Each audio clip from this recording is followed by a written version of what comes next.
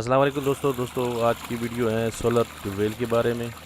ये जो आपको पानी नज़र आ रहा है ये सिर्फ डीसी मोटर के लगे हुए है।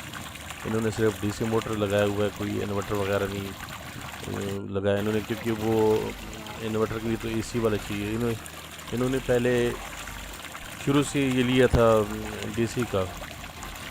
तो पानी तो अच्छा है, ठीक पानी आ रहा है। अगर ये वो होता एसी तो शायद पानी और ज़्यादा होता, लेकिन ये डीसी है, डायरेक्ट डीसी भी चल रहा है। ये बता रहे थे कि 2200 वाट का मोटर लगाया हुआ है। ये वो नहीं है, मिसाइल नहीं है।